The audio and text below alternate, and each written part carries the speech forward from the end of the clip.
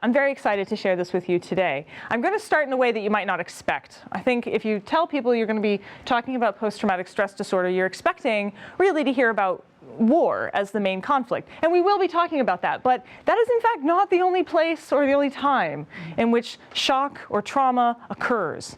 And we're going to go back in time a little bit to look at what the genesis of this. Where did this concept come from? When did we first start to recognize it? And the interesting thing about that is I'm actually going to start with a train. Did I give you my name? Sorry. Brandy, Schillace. That's right. All right, so I want to start with a train. This is a rendering, an image that was drawn in the time period of a train accident. There's a lot of train accidents in the Victorian period. And one of the reasons there's so many in the Victorian period and not before is because there are trains. If you invent a train, you've also invented the train wreck. And the story that I particularly want to start off with has to do with a character that you, in fact, know. Charles Dickens. A lot of people were very uncertain what to think about the new technologies. A train let you go super fast, and there were some people who actually thought that your skin would boil if you went too fast on a train. And we're talking really fast, like 30 miles an hour, 40 miles an hour. They're just not sure that they could deal with it. Hi, come on in. So essentially, what you start seeing is the train slowly catching on as something that's super useful, but they haven't completely worked out the details, like not having them crash into one another.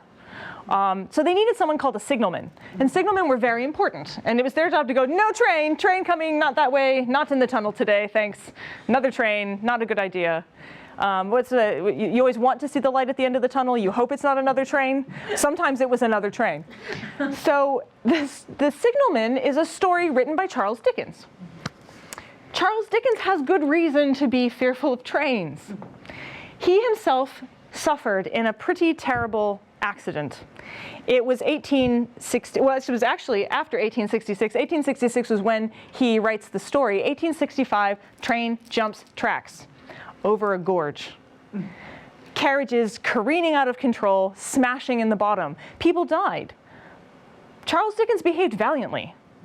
He climbed down, he helped save people, he pulled people out of the wreck. My favorite part of this story is he was working on the novel, Our Mutual Friend, and he'd left the manuscript in the carriage. The carriage is precariously, and he's like, I'm going back in there, and I'm a writer, so I get this. I've been like, yes, my thumb drive. So he climbs back into the carriage, he gets the stuff out. Everybody's like, wow, it's so amazing, he helped treat the sick. But he never recovered, even though nothing physically had happened to him. He wasn't injured.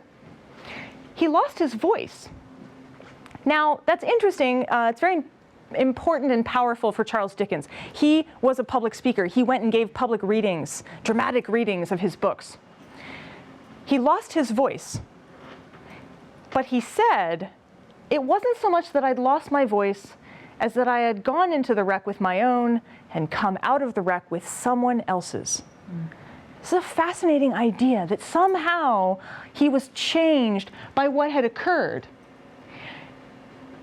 When he's described, people said on that day that he behaved with remarkable self-possession. And at the same time, he feels like he came out of the wreck possessing a different self. Trauma interrupts us as people in a way that they weren't quite prepared to deal with. Now, this is the age of the Industrial Revolution as well. So the trauma that I'm talking about here wasn't just train accidents, though that was a big one. It was also things like industrial accidents. And you began to see people suffering from an illness that didn't quite make sense to the physicians. They didn't quite understand what was wrong. Well, there's nothing, you're not injured, your legs aren't broken. Why are you sick?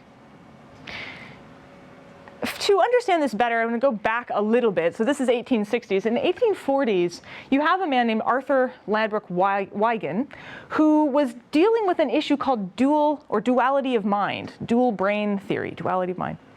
And his idea was that the two hemispheres worked independently of one another, that somehow you had like two people living in there, and in healthy people, they thought this direction, and in an unhealthy person, one of them said, no, I don't want to do that anymore, and thought different thoughts. So the Victorians were experimenting with psychology in a lot of ways. They didn't quite nail down exactly what they thought psychology meant, but they had this idea that selfness was wrapped up in this concept, but that's not all.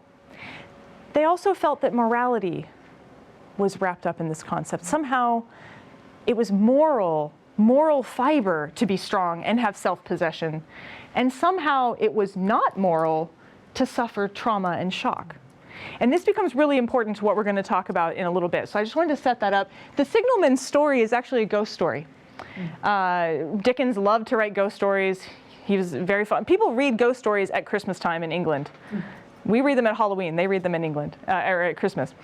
And The Signalman is actually a story about a signalman who thinks he sees somebody warning him, but there's no train, In the end of the book, he ends up getting killed by a train. And so the concept is that he has seen a presage of his own death. So Dickens actually does die not terribly long after this. Some people say that the trauma he experienced from the train accident kind of goes with him for the rest of his life, even though he outlives that trauma. He actually went to the country, he suffered tremors, there's all kinds of things that he dealt with, and nobody knew why. And it's very interesting how they talked about it in his life. I also just want to say quickly that I'm going to be talking about both shock and trauma, and they're not, shock, trauma, and PTSD are not all exactly the same thing, but they're in the constellation, and so we'll talk a little bit about that too. I love Paul Virilio. Do you know who he is? Anybody know who that is? That's okay, no one does. Paul Virilio is a French theorist of accidents. There's an accident theorist, now you know. He's almost impossible to read in the French and worse in the English, but he says some really important things. And this comes out of some interviews that they did with him. And he says, when they invented the railroad, what did they invent? They invented an object that allowed you to go fast, which allowed you to progress, like Jules Verne or the Vernian vessels. But at the same time, they invented the railway catastrophe. The invention of the steam engine and the locomotive was the invention of derailments. The invention of the highway was the invention of 300 cars colliding in 5 minutes. The invention of the airplane was the invention of the plane crash. He also said, before 9/11, that the fact that we had built these giant financial institutions meant that at some point they were going to collapse. This had a lot of resonance about a year later when they did. So this idea that if we invent something, we have to look at the other side of the coin is very important. And he said they ought to exhibit in museums a museum of accidents. He said we ought to have a museum of accidents, train cars and mangled wrecks of things. And then he in fact does create the Museum of Accidents in New York as a temporary exhibit. He was ahead of his time by being willing to look behind us. And I think that that can be a very valuable lesson. So, trauma and industry. Phineas Gage, the first accidental lobotomy. You know what a lobotomy is? We have some leucotomes over at the Dittrick Museum. I've brandished them before. Essentially, it looks like an ice pick, and they use that to scramble the lobes and perform a lobotomy, taking the lobes out of the brain, to particularly with very violent mental patients. And this was something that was done. The accidental lobotomy happened to Phineas Gage. So he was working on the railroad, and he had a tamping iron. Now there's an order for the way you do this. You put gunpowder in the hole, and then sand on top of the gunpowder, and then you tamp it down in preparation for, blast work. He forgot the sand. So if you tamp an iron rod on gunpowder, it will explode. It does. It shoots the iron rod actually through his face. So it enters here and it exits out the top of his head, and he performed an accidental lobotomy. He gets back up, and he's like, and everyone's assuming he's dead, but he lives, and they think it's a miracle. He appeared to have no physical disability, no physical change, but he changed mentally over time. He became violent, unable to control his irrational impulses. He became assertive. He cursed all the time. And this was a big deal. So the Victorians suddenly went, oh, moral insanity.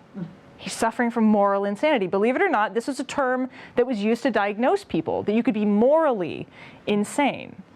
And that connection that somehow you were giving into your animal propensities, you weren't being fully human anymore. You've got a lot to work against in the Victorian period. They were really trying to enforce this concept of normality. for actually the first time. The 18th century, no one's normal in the 18th century. That's my actual period that I studied. Nobody's normal. So what's the difference between physical and mental disabilities, and where did it first appear? When did you start having people recognize that there was a difference? Well, when you started having things that caused accidents. That train's not supposed to be there. That's not where it's supposed to go. This was actually a mining disaster. This is an image of the river Styx, or I'm sorry, the river Thames, pretending it's the river Styx because it smelled so bad. You see, in the age before environmental protection, a lot of the factories just dumped what they had right into the river, and dye from dyeing chemicals and plants. There's actually stories of people saying, don't row too deep with your oars in the river, because if you row too deep, you'll stir up this black, murky, awful stuff. And this is also where the drinking water comes from. And it smelled terrible, and there were dead bodies in it. And Charles Dickens was aware of this. There's a book called London Labor and the London Poor by a man named Mayhew, and Dickens was very aware of that, where it talks about the poor people who would go out and like gather the stuff, like pick out the dead bodies from the river. This is the molasses disaster. The Boston, it sounds funny, it's not funny, a lot of people died, but the Boston molasses disaster was when a giant container of molasses was leaking in Boston. And it was leaking so much that people actually used to go with containers in the evening and get a little bit. The company decided to fix the problem by painting the giant molasses container brown so you couldn't tell. And eventually you had a hot summer, you have expansion, it blows up, and a wave of hot molasses rolls over Boston. Quickly, I was thinking molasses like Blob, where you're really like, but no, it was fast, and it leveled things. And it was like giant flypaper, horses, people. You couldn't save people. You could hear people yelling for help, but if you tried to save them, you just got stuck too. Human flypaper. Here's some pictures. I don't know if you can see, there's actually horses in here. There's bodies, there's bits of, it was a terrible disaster, and it still, and people say it still smells, like on really hot days in Boston, every once in a while you'll get a whiff of is that syrup? It was a terrible disaster, and it was caused by complete negligence. Like, people knew it was leaking, they just didn't really think about it. And there were also quite a lot of explosions, boilers exploding in factories where you'd have big steam assemblies and things like that blowing apart. If a fire happened to catch fire in the building, there weren't firewalls, there weren't fire doors. It spread quickly and things blew apart, and people were really injured. So this is just a timeline. This is by no means exhaustive. I just want to give you a sense of the different kinds of accidents. You've got railway accidents. You've got tunnel accident. The tunnel accident was two trains, and the signalman was wrong, and they ran into each other in a tunnel. The Pemberton Mill collapse. Clayton crash, the Staplehurst crash. This mill ignites, actually. You have Pleasant Valley Mine explodes. The boiler blows on the Grover Company. These are massive disasters, and you have a lot of people packed in very tight. These days, we have assembly lines. There's actually a lot of machines doing the work, but we have pictures of our public health exhibit over at the Dittrick where you just see massive numbers of people lined up, head. And if a boiler blows in that, it's just bodies, So the trauma was there, but in addition to that trauma was what happens if you witness it and you survive. Because they hadn't a category for that yet. They didn't know what to call that when people got sick when they seemingly weren't injured by what had occurred. And so shock, this brain fever, shock and trauma, there's some dispute over shock and trauma. Some people say, oh, shock is when it's a mental shock or an emotional shock. Shock and trauma is when it happens to your body. But in fact, in the Victorian era as now, there's not real clear lines between the body and the mind. And so a sick mind can make your body sick and vice versa. So it's a little bit more complicated than that. They came up with something very convenient called brain fever, covered over a multitude of sins. And it could be everything from, not brain fever as in meningitis, which is I think what we think of when we think of brain fever, but it was emotional distress. Emotional shocks. If you've read Great Expectations by Charles Dickens, Pip has a just complete breakdown at the end, and they called that brain fever, but in many ways it was emotional and psychological as well. they thought it was a kind of purgative of moral shortcomings. So there's that moral word again. This concept that somehow you were morally wrong for suffering it, or that it was evidence that you had been morally wrong. I just want you to think, if you're a fan of Charles Dickens, if you've read his novels, there's a lot of his novels where someone gets hit over the head and becomes a better person. And there was a weird idea that somehow you were releasing the vapors, releasing the pressure that was behind this. Trauma starts showing up in the late 19th century, and it becomes a label for a physical wound that then gets associated with a state of mind. So this is pretty late. I mean, we're almost near the 20th century when you start seeing this language used this way. The mind becomes part of the body. The 18th century, the mind and the body were separate.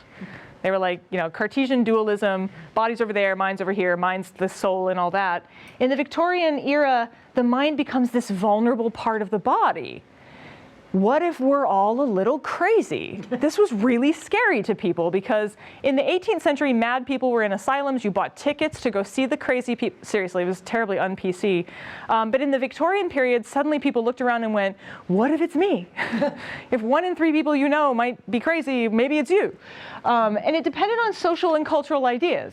And so this idea that somehow you could be sick without being sick, you could have a moral disability without a physical disability, creeps into narratives, it creeps into people's understanding of themselves, and this question of whether or not there's only one identity comes up.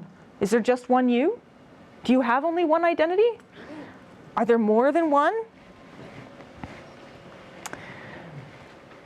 I'm not myself today. This is what Charles Dickens basically said. I'm not myself today. I'm some other self. These are images taken from an asylum, and they were people suffering from various things, mania, depression. The conditions in these asylums were absolutely horrible, so I can figure that if you went in perfectly sane, you wouldn't stay that way very long. But we wanted to think that that was something that couldn't happen to us. But then you start having trauma and people saying, somehow I don't feel like I am me anymore.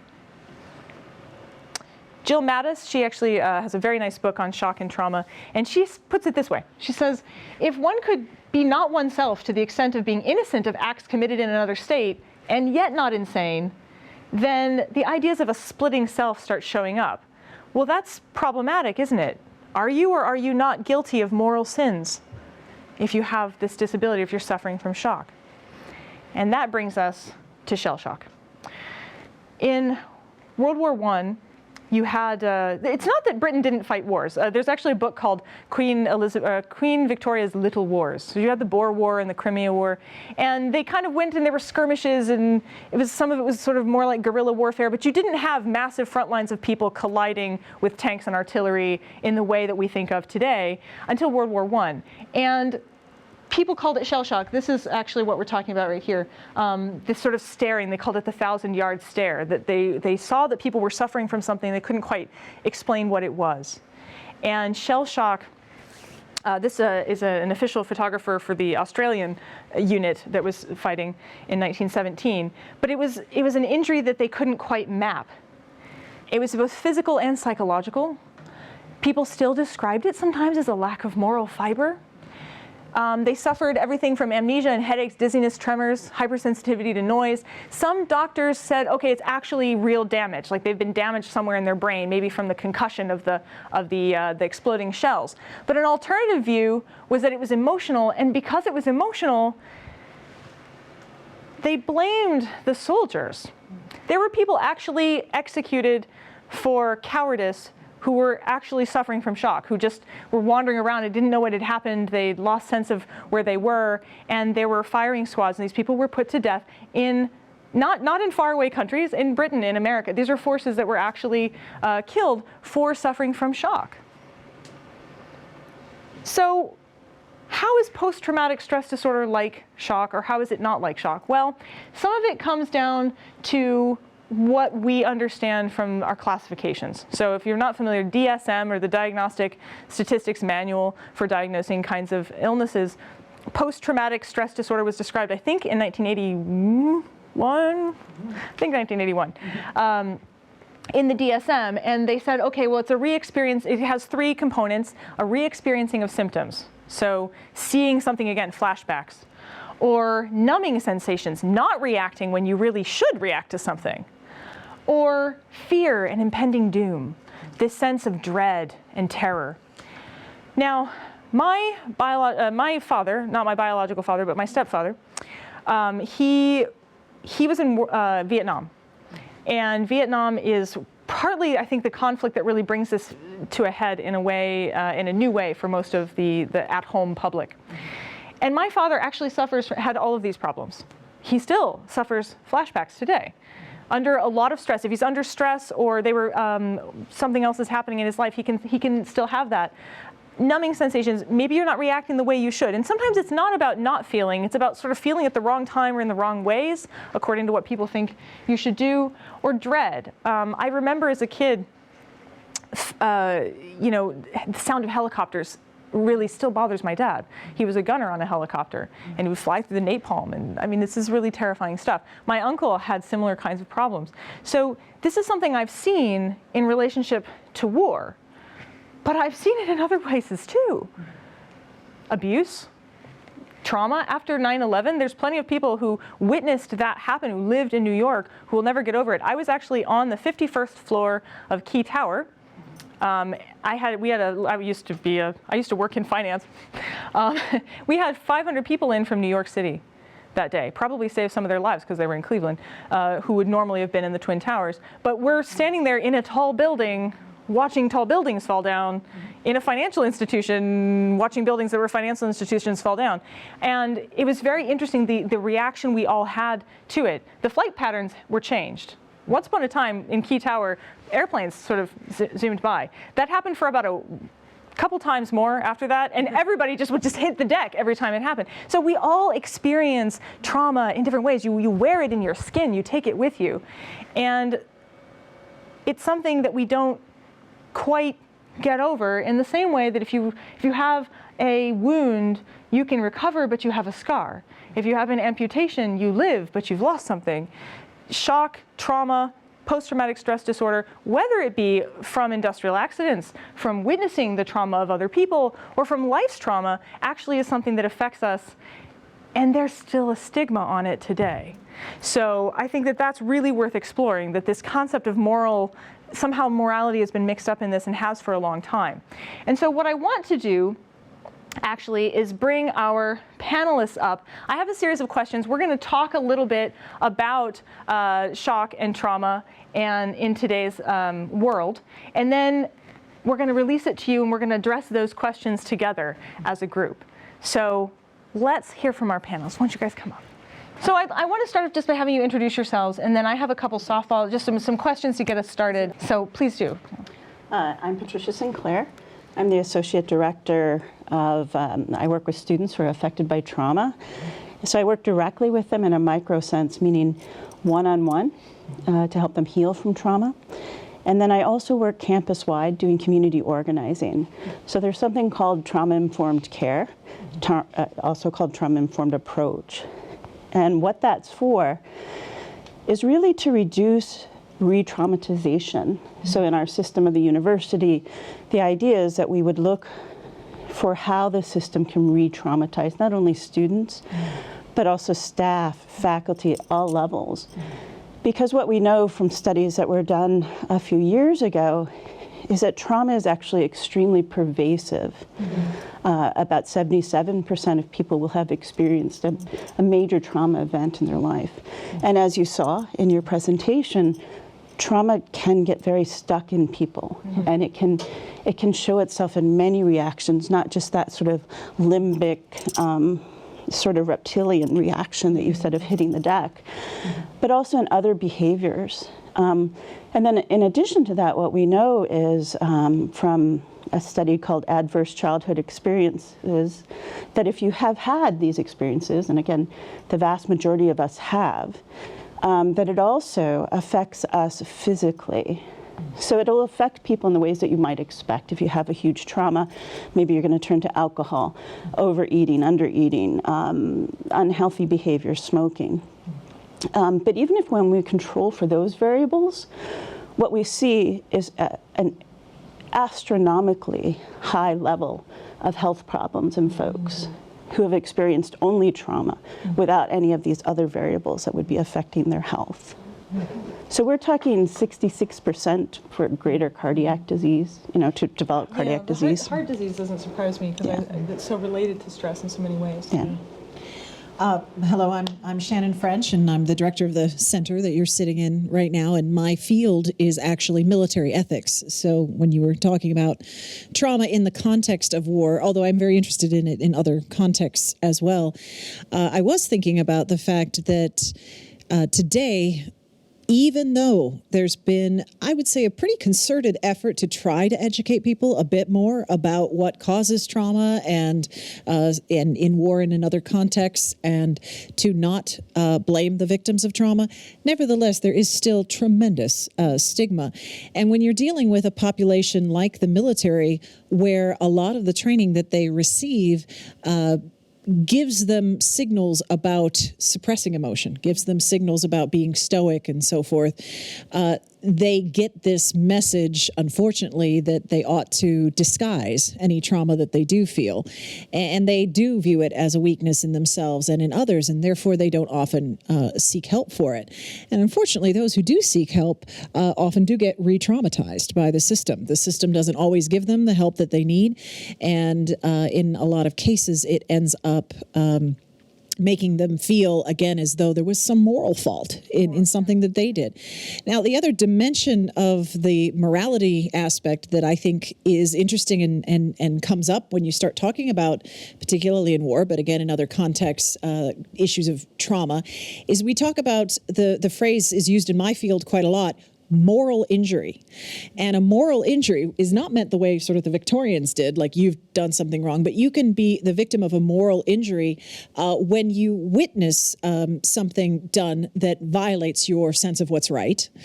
And also particularly if it involves a violation of trust, so someone that you put your trust in, someone in a leadership role, someone you've been asked to follow in the military context, for example, doing something that violates your sense of what's right can create this moral injury. And then the last thing I'll say about that is there's this broader sense that a lot of things that we do ask people to do in military service, including the most obvious one, which is kill people, also directly causes a trauma. And we're only just starting to be open in talking about that. That even if there isn't a clear, understandable case of these other instances, like they have experienced it as a moral fault, even if they feel like this was unambiguous, that person was trying to kill me, I tried to kill them, I got there first and they're dead and I'm not, it's not necessarily a sense of, I killed someone I shouldn't. There is still, nevertheless, in every act of killing, a traumatic response. And that is very slow for people to really acknowledge and admit. There's a lot of people trying to work hard to get this point across, that all killing is traumatic, even killing that is excused by society. Mm-hmm. Well, and let me take this in a slightly different direction for all of us here. I mentioned Paul Virilio because he's my favorite, but also one of the things he talks about is that our society has changed a lot. Obviously, I think we all know that technologically. So one of the traumas that happened to the Victorian people was that before that, right, the grandfather's life, the father's life, and the son's life were kind of similar. They probably had the same jobs, they did the same things, they lived in the same places. Then the Victorian age comes along and things change so rapidly, so fast. Suddenly there's trains and there's electricity and there's cars and all these things happen just like that. We're living in an age where that's even more true. I don't remember what I did before my iPhone, but I've only had one for like 10 years, not even that. So there's things that have changed so rapidly. The way we talk, the way we text, the rapid information dump basically that happens to us when you go to Facebook even, or you're on TV and there's just, if you're trying to watch CNN and there's stuff scrolling here and there's stuff up there and it's flashing over there, that we experience change at such a rapid rate. That Paul Virilio suggested that at some point, it's almost like the Matrix, we're just plugged into things and it's feeding through us, and what's the ultimate accident of that, or what's the trauma of that? So he felt that in some ways, trauma of this kind is speeding up because our inability to adjust to the speed of technology. So I want to ask you, do you think that there are more cases of trauma today than there used to be, or are we just getting better at recognizing it? One quick comment. Well, you may have more to say about whether there's more trauma or not, but related to that, I think there are more ways for us to vividly experience trauma vicariously than we used to have access to. And that makes me wonder if there isn't more trauma. I mean, for example, if a horrible plane crash happens halfway across the world, in the past, at most, I would have read about it in a newspaper if I lived in that era. But, nowadays, I can, without even meaning to, while stumbling across it, while doing something else on the internet, I can end up seeing these very gruesome, very vivid pictures that can traumatize me in a way. So I do feel like there's a sense, on the one hand, that we might have sort of access to this wider global range of trauma. But then I wonder, and I don't know, this is beyond my field, but is there also then a numbing effect that if we see so much trauma, do we become immune to the reality of it?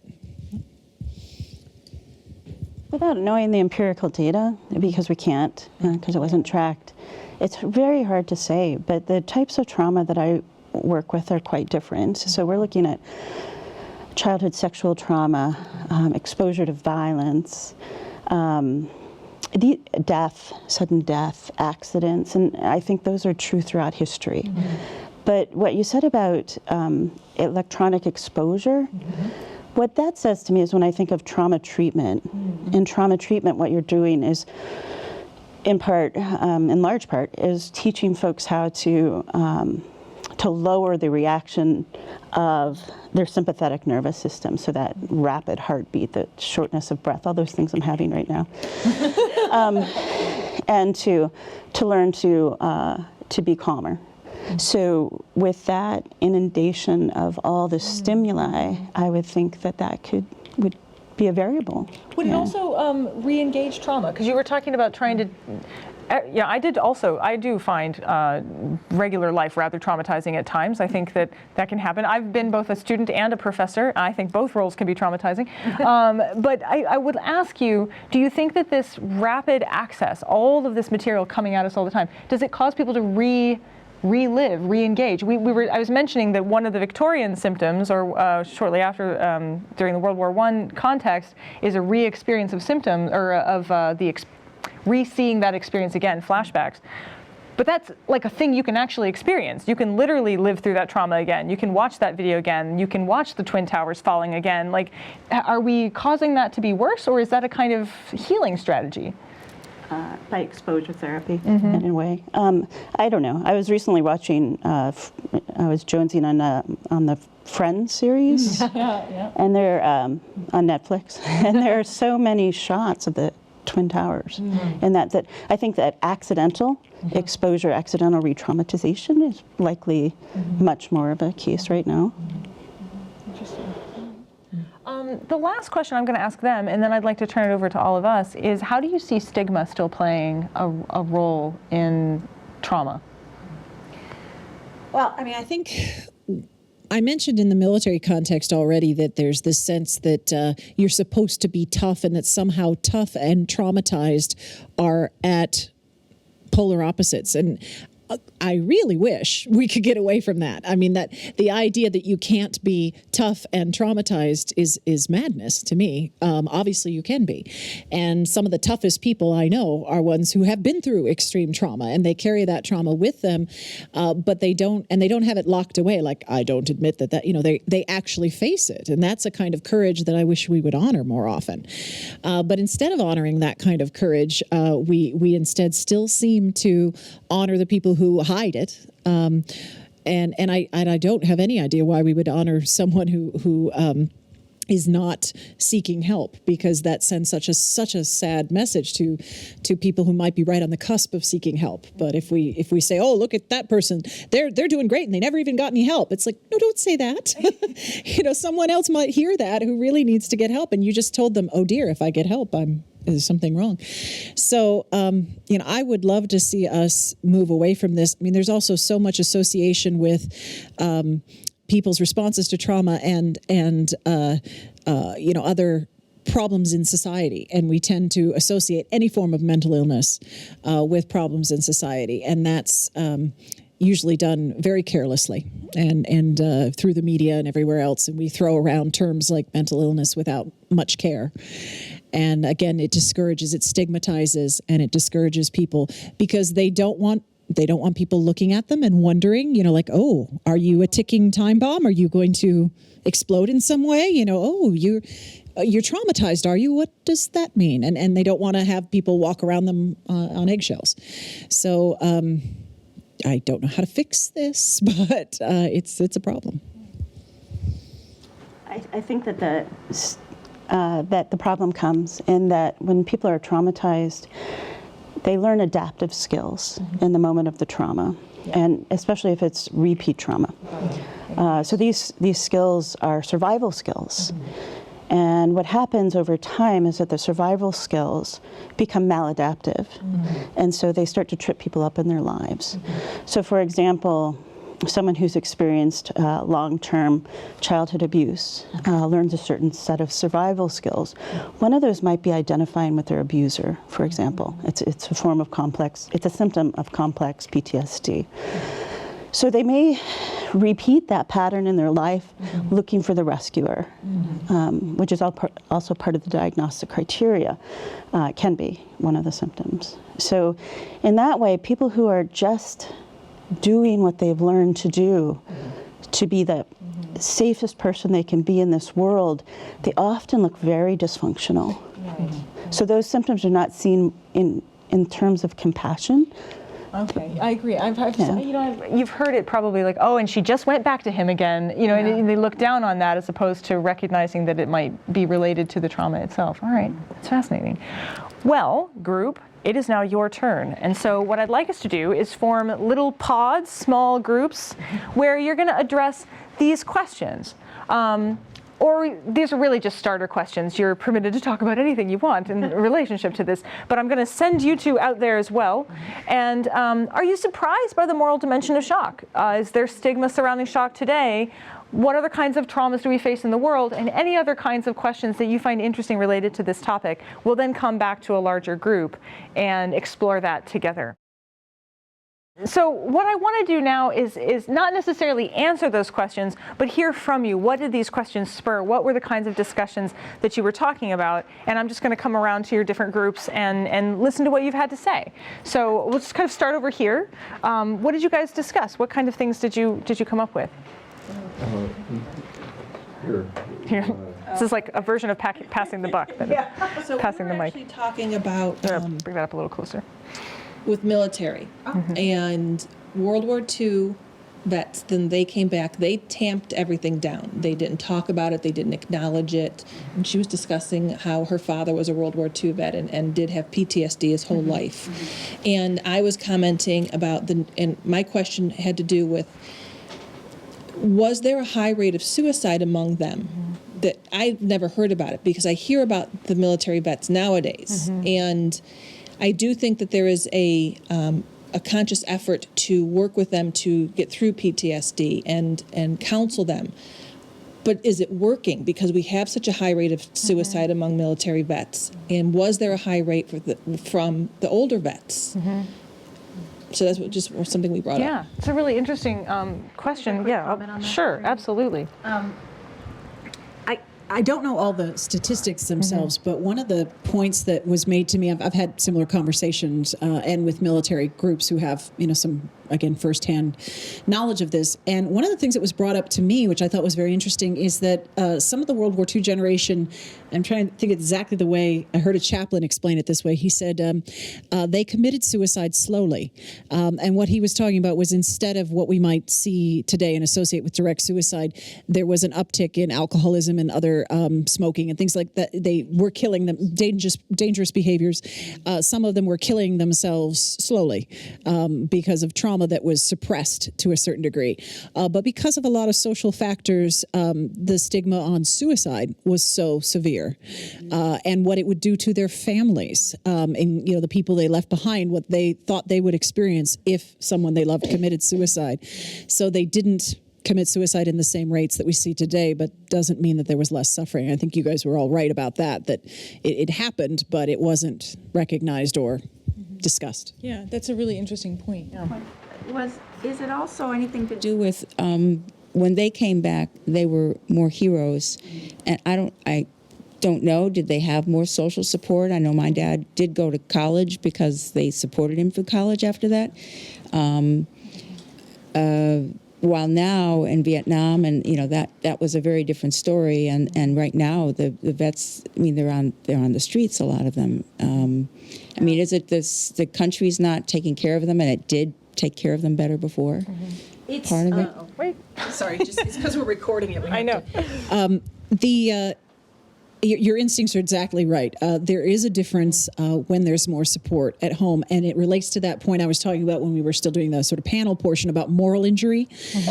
There is a sort of further moral injury when you're rejected, when you return from something traumatic. Right. So that is why you saw, particularly with Vietnam vets, I mean, they were traumatized, as everyone was, by war, but then they were further traumatized by their response that they got when they got back, and then alienated and so forth. So you got this sort of double trauma that happened.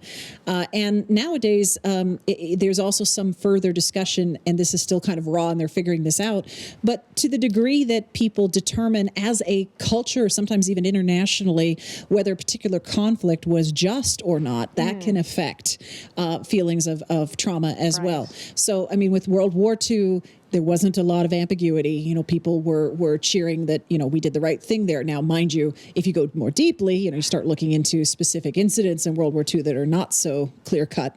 But the overall war, nobody's going to say that was a bad idea to try to defeat Hitler and so forth. But that's not true of pretty much every other war since then. I mean, you go down the line and you have reasons for people to have concern. That's great. That's great. Let's just move over here. So let's talk to your group. What did you guys talk about? Passing the mic. Oh, you're trapped. You've been denied. Well, one of the things that was brought up was like why might different therapies help.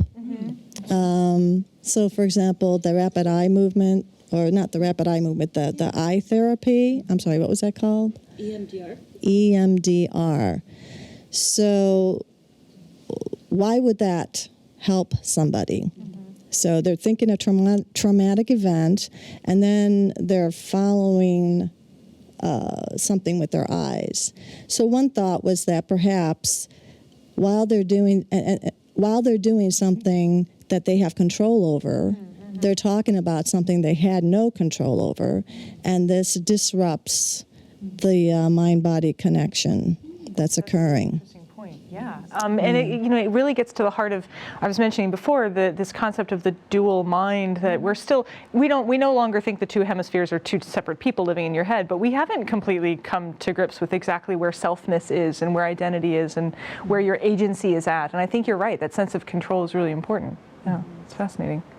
I had a thought too, which is we absorb trauma differently now too because of our technology. Once upon a time, you were at war, and it might take you a year to get home, or it might take you months to get home.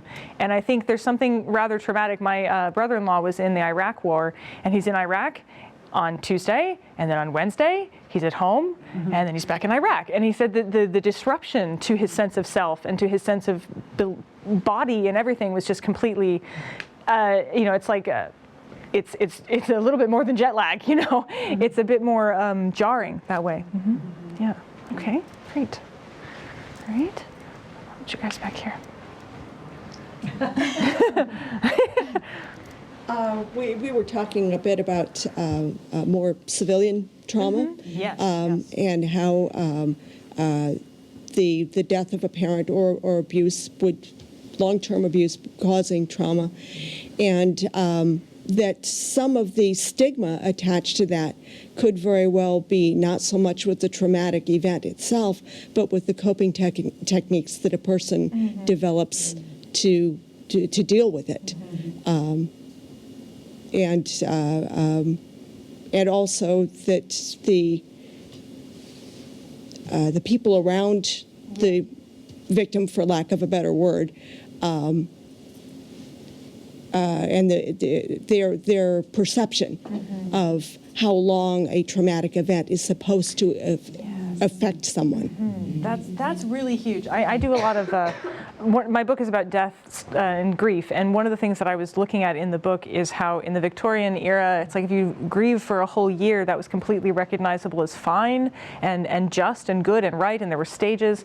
And now if you're, according to I think it starts in the DSM-3, they start contracting that period of time for when it's okay to be sad. And there's actual like recommended limits, like after a job this long, and after the death of a loved one this long, and after a spouse this long, and if you are sad longer than that, you start feeling like, my mother used to say normal was just a setting on a dryer, and I think she's right. But we do have a tendency to we want to go after these norms, and that gets very dicey when you start diagnosing people based around that concept of what's okay and how long you're supposed to be traumatized. So that's a really good point. Yeah, so let's go back here and see what you guys had to say. We talked about where the line should be between like saying that it's not, like saying that nothing's wrong, and also not shaming you for needing help, and where to find that like golden section in between that. So we talked about victim shaming and the role that that plays in mostly military, and then we also started talking about sexual harassment. What am I missing? What else did we talk about? Oh, we talked about like us being like our generation being Generation EQ, and we were just trying to talk about like how are we the improvement? Are we making things better? How are we going to make things better? And we talked about how with things getting better, there's going to be like a backlash of things being worse, and so you just have to keep trying to make things better, even if things get worse. You're absorbing pulverily already. I see it. It's happening. Yeah, that's a good point. And victim shaming, boy, that goes everywhere, doesn't it? I want to stress how important this idea of morality being attached to trauma is, and the fact that it was so deeply ingrained in Victorian culture, but it was also used to do really terrible things. You're a woman, you don't want to get married, you want to vote, you're morally insane. There was ways in which it was used to beat people up and batter them down, used against, you think that you ought to have racial equality, you're morally insane. Anything that didn't match up with our concept of norm becomes something that you can shame people for. And shame is an incredibly effective weapon. It's probably one of the worst ones to try and disarm, in fact. And so I think when you have that attached to trauma, and it almost always is, it's an incredibly debilitating thing. Did you want to add anything? No. Oh, yes. No. I have the magic mic. Is there any other points that you want to talk about, or things that you brought up that we maybe haven't completely addressed? Anything that I've missed? Okay. Oh, come back. I'll come back. You first. I was just going to say that there's treatment and there's hope, and there is recovery.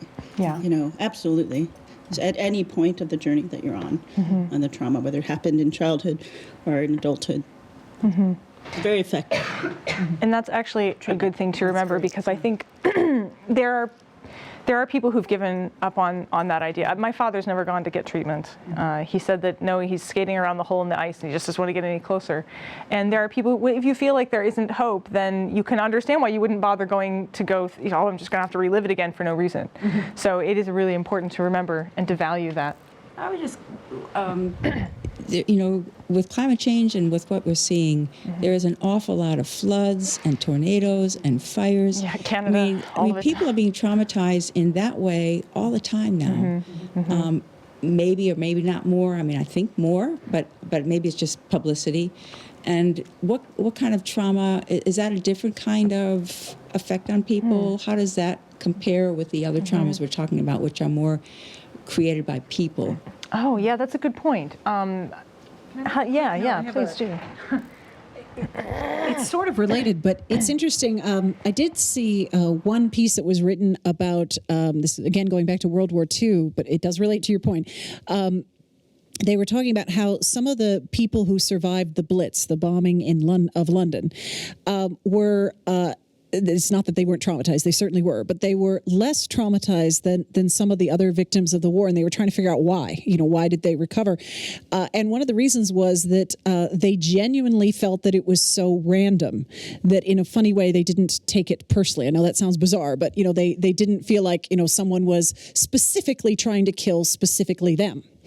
And that is a very different kind of trauma. Now, I want to relate that to when you have a natural disaster. Of course, that's incredibly traumatic, but you don't feel like the fire is out to specifically kill specifically you.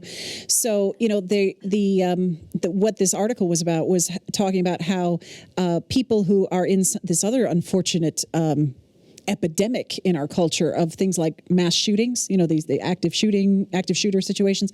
That is extraordinarily traumatic because it does feel personal. And it doesn't feel, even if it is actually random, it doesn't feel random. And some of these recent terror attacks also had that effect. Like the attacks in Paris were cited as an example of, even though if you really look at it, of course, it was random, it doesn't feel random. And the way it was reported, that the individual people felt like they were being picked out and shot, by the perpetrators, and that has a different kind of trauma than disasters that you feel like, well, that's awful, but we used to call it an act of God. It doesn't feel. That doesn't sound very nice either, but why me? But it doesn't feel like, and it's interesting because maybe Brandy can tie this in, but I feel like in a weird way, it's going to connect to this same thread we've got in our consciousness about the moral element, that somehow if a tornado hits my house, I don't necessarily feel like I deserved it or something. But when we have other kinds of man-made, human-made crimes and trauma, we're more likely to start saying that someone was at fault. There's some moral failing that we have to get to the bottom of, and I think that's more traumatic than having to understand how people died in. I don't think on the whole anyone is shaming the people who have fled the fires in Canada. No one is going, it's all your fault. However. The refugee situation is another. Some of that is you're fleeing crumbling towns, you're fleeing, but people do en masse kind of blame them for leaving. And this is not just true of war-torn refugees, but also when the big earthquake hit China. And the Tibetan area, and the Tibetan monks were kind of coming down and trying to help people. Many of those people were shamed for leaving the rubble. So it is kind of, it's tricky. And I do think that it partly has to do with cultural consciousness. So many Americans, as a matter of fact, when I taught in Minnesota, there were many Minnesotans who thought Canada was part of the United States. I think there's a sense in which they look over there and go, well, they're just like us. They're fleeing fire. I might flee fire. But if a refugee situation, someone has been chased out of a country and they seem very alien to you and they've come to your shores, suddenly that becomes like no, I don't know about that. So the moral dimension, it's sticky. It's sticky wickets. It's not actually, I can't believe I said that on film. It's not actually a cut and dry situation. And I think that how we judge a situation depends not just on whether or not we think people are at fault, but whether or not we think they're our people. And that's I think part of the hope that I would say for recovery is learning to recognize victims of all sorts and learning to recognize them as people, to see them as people who deserve your attention and your care and your interaction and your engagement. And I think one of the best things that's come out of treatment for PTSD and other things is not just the talk therapy with your therapist, but the encouragement that you bring that out and that we have made it something that PTSD, everyone thinks they have it. Now, maybe everyone does. But there was a time when no one knew what that was. And it's much more conscious, and there might still be stigma attached to it, but the more it gets out there, I think there's a greater chance for people to understand. So I want to thank all of you for an absolutely fantastic, fantastic evening. Your comments and your understanding of these issues is deep and broad, and I want to thank you again for coming.